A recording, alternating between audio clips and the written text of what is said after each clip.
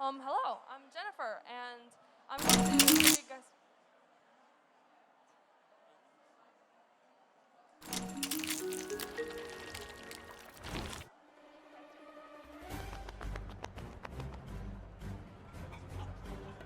唉，即马疫情时代，人拢心惊惊呢。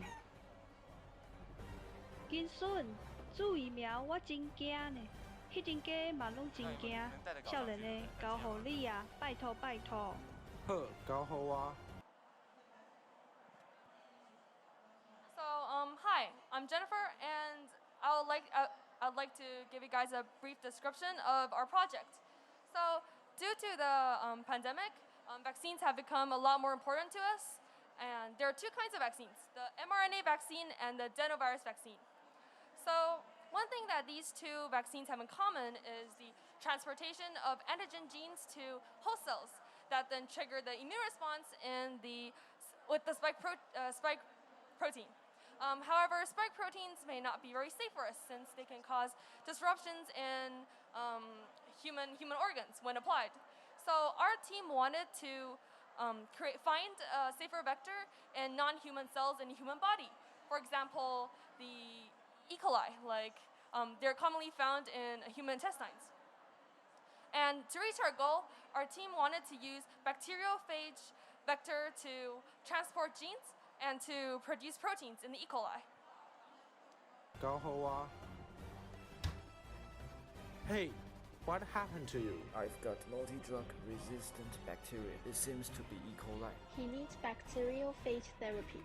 Wait, is it drinkable? Drinkable. And it's safe? Safe.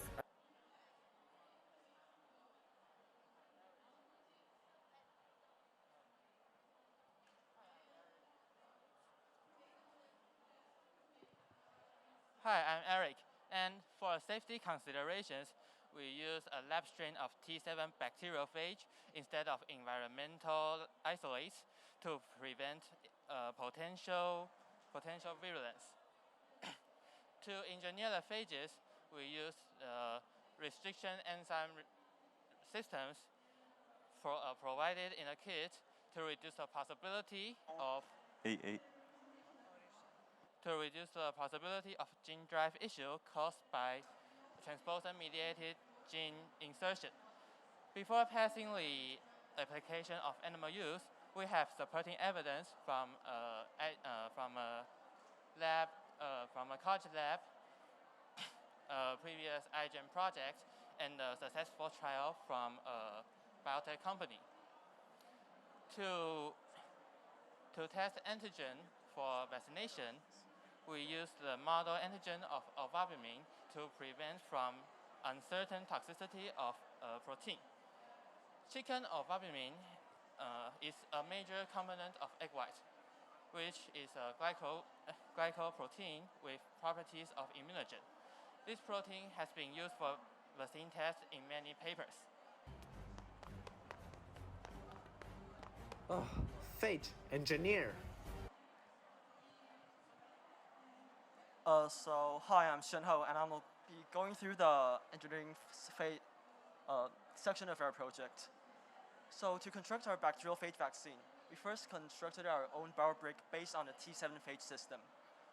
So our system mainly consists of a T7 promoter and terminator to initiate and terminate the process of transcription, an enhanced RBS to initiate and recruit ribosomes during the translation process, and finally, a albumin gene which will be replaced by a GFP reporter gene in our experiments.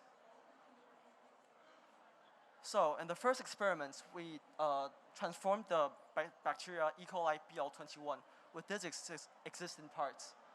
And we tested the activity of the T7 promoter with the presence of IPTG. With the naked eye, we could observe the red colony of E. coli in the agar plate and in the liquid culture.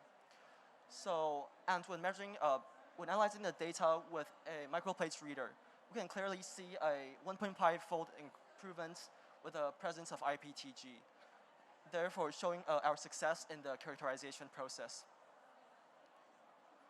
So to improve our RBS, we've attached a T7 bacteriophage gene 10 leer sequence in front of the original RBS, and we named it the G10RBS. And the RBS consists of the epsilon motif and the stem loop, which are both complementary to the RNA of E. coli. And when comparing to the canonical RBS, our enhanced version of RBS show a 2.5-fold increase in fluorescence activity when analyzed from the GFP reporter.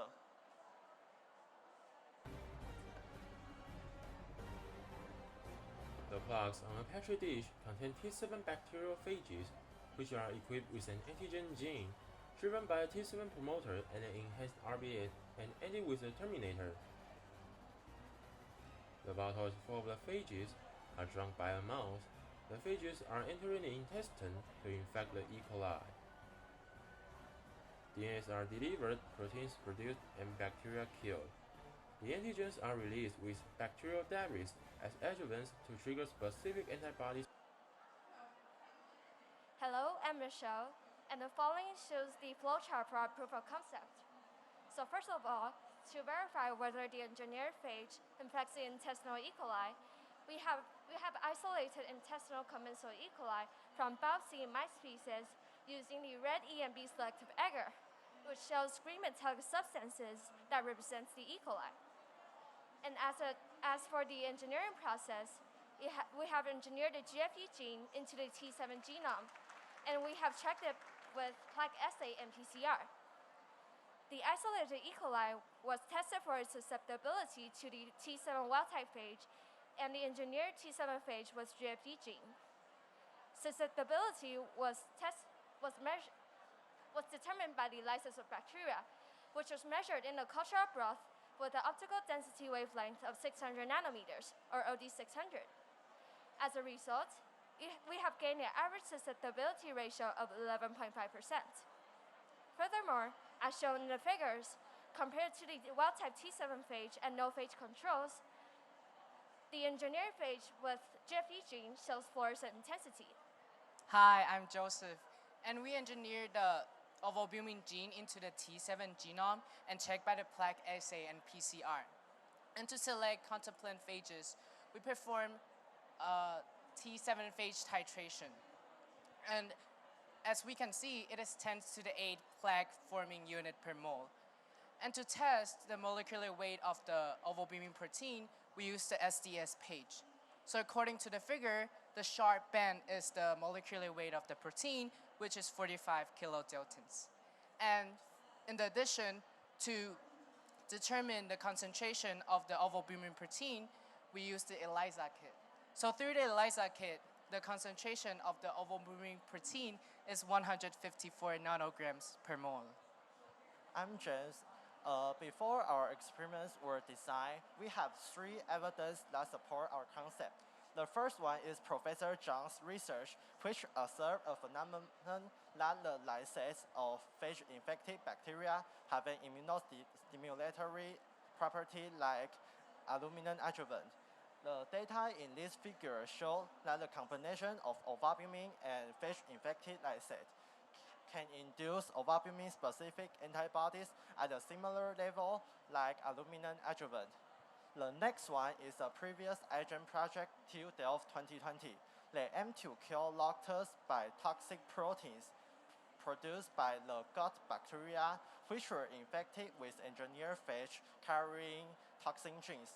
Their mode encourages us to create a method to design a phage vaccine.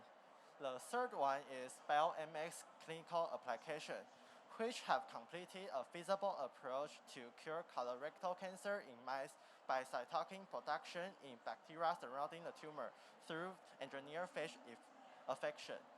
And we are now waiting for animal experiment approval from Chongshan Medical University and are going to do the next step as soon as we get permitted.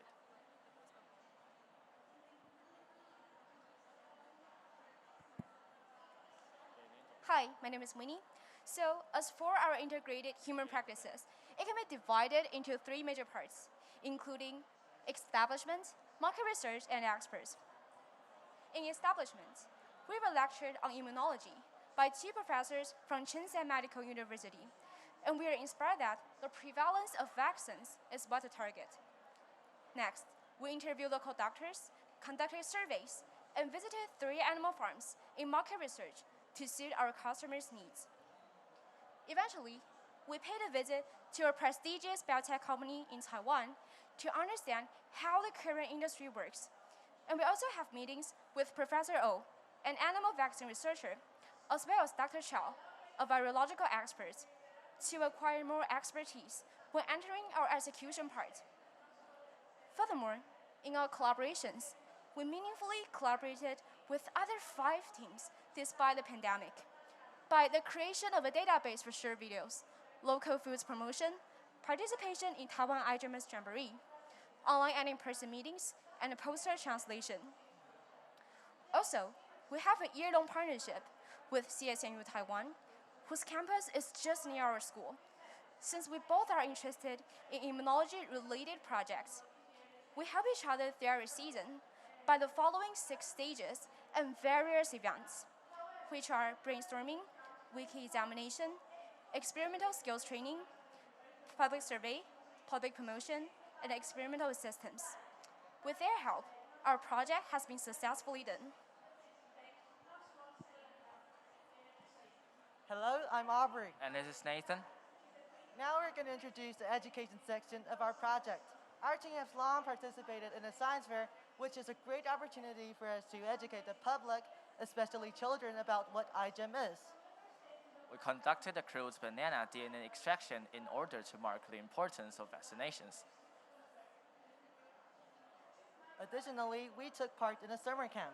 On the first day, we brought some hygienic knowledge to the pupils in order to mark the importance of vaccinations. On the second day, we played board games with them, which is an easier way to educate them, as they would be more interested in games rather than lectures. Later on, we had an online summit with the Japan Ono High School, which is a sister school of ours. We first briefly introduced the basic principles of IGEM, such as how the jamboree works and some of the different vaccines nowadays. Then we talked about our own project and ended the session successfully after hearing theirs. After education, we're going to introduce the communication section. We came up with a board game, which is the whole backbone of our project. Backbone was the communication with the public. Previously credited, the board game serves as a multi-function work for our team, which is applied to education, communication, inclusivity, and so on. Funvax, a game in which each player chooses a character and struggles to defeat the upcoming viruses, which are represented in enemy cards. The players thus have to use defensive measures such as quarantine cards, social distance cards, and vaccine cards to fight off the pathogens. With the board game, we were able to efficiently communicate with the public, and the public feedback was better than we thought, as they would all understand the whole concept after just a few rounds of game. Now, let's move on to the inclusivity part. As for inclusivity, we targeted children who were under-resourced, since they generally suffer from learning retardation. It wasn't easy for them to access biotechnology. As a result, we started the HYKF EAGLE program, CS School program, and the summer camp mentioned above, all with the goal of educating students English and science knowledge. We have also done events such as entrepreneurship, SDGs-related activities, GMO field debate, and passing down our ideas and thoughts to the juniors. This is all about our education, communication, inclusivity, and all the other activities we've done. Hi, I'm Jerry, and first we would like to thank our PIs, Dr. Pei Heng Chen and Ms. Wei Zhen Xie for instructing our team. Next, we would also like to thank Chengsha Medical University and Academia Sinica for giving us advice on our project. Next, we would also like to thank the stock firms and universities and also corporations that gave us information that ensures our project will work out. Next, we would want to thank our team. First is the Wilt Lab. They conducted experiments and provided us with experimental data. Next is StriLab. They analyzed the data and also put up our website. The last, HP team, which we have most of our members in, have reached out to the public and held several activities. We thank all of our members for their hard work. Thank you.